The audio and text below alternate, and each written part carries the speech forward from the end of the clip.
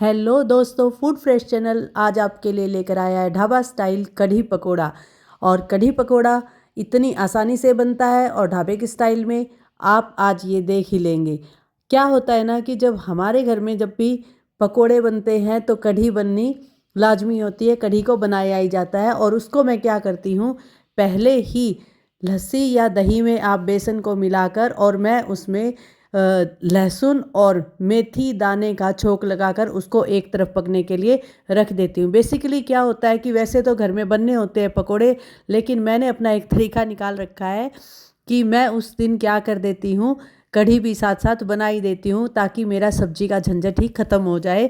और ये इतनी साइड बाय साइड धीरे धीरे कढ़ी पकती रहती है और उसमें मैं छोंक क्या करती हूँ, बाद में लगाती हूँ। और ये हमारी जो हम रेगुलर सीधा छोंक लगाकर सब्जी बनाते हैं उससे कहीं स्वादिष्ट बनते हैं। ये देखिए, बना तो मैं पकोड़े ही रही थी, लेकिन मैंने सोचा क्यों ना इस रेसिपी को आपके साथ ही शेयर कर लिया जाए।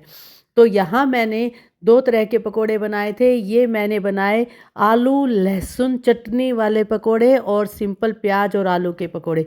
और यहाँ जब पकोड़े मेरे तैयार हो गए तो मैंने, और उधर से कढ़ी पक चुकी थी तो मैंने उसका छोंक तैयार कर लिया। उसके लिए मैंने क्या किया, अजवाइन जीरा और राई, उसका छोंक मैंने पहले लगाया तेल में और फिर मैंने उसमें प्याज डाल दिए। इधर क्योंकि मेरी कढ़ी धीमी आंच पर पक चुकी थी जब तक पकोड़े बने, तो यहाँ मैंने कढ़ी के अंदर पकोड़ों को डाल दिया। क्योंकि उधर मेरा तड़का क्या हो रहा है, तैयार हो रहा है। जब हमारे जो प्याज थे वो भुन जाएंगे, ब्राउन कलर में हो जाएंगे, तो ये लगा लो हमारा तड़का तैयार ही हो जाएगा। तो ये देखिए, एक तरफ स्नैक्स बन रहे हैं तो दूसरी तरफ हमारी कढ़ी भी तैयार हो रही है। अब जब हमारे प्याज ब्राउन हो गए तो मैंने डाला इसमें हल्दी पाउडर, लाल मिर्च पाउडर, क्योंकि मैंने हल्दी पहले डाल रखी थी लेकिन ज़्यादा नहीं। अब लाल मिर्च पाउडर, यहाँ पर मैंने डाला थोड़ा सा गरम मसाला। और यहाँ क्योंकि पहले कढ़ी में ऑलरेडी नमक डाल चुके हैं तो अब यहाँ पर सिर्फ प्याज के हिसाब से ही हमें थोड़ा सा नमक डालना है। कढ़ी को जो मैं तैयार करती हूँ तो उसमें तीन चार चीज़ें ही डलती है। मेथी दाने का मैं छोंक लगाती हूँ, लहसुन की कलियों को थोड़ा सा कूट कर डाल देती हूँ और उसके अंदर मैं थोड़ा सा हल्दी पाउडर और अमचूर पाउडर डालती हूँ। तो वो पकता रहता है धीरे धीरे। और जब हमारे पकोड़े तैयार हो गए तो मैंने उनको भी इसके अंदर डाल दिया था।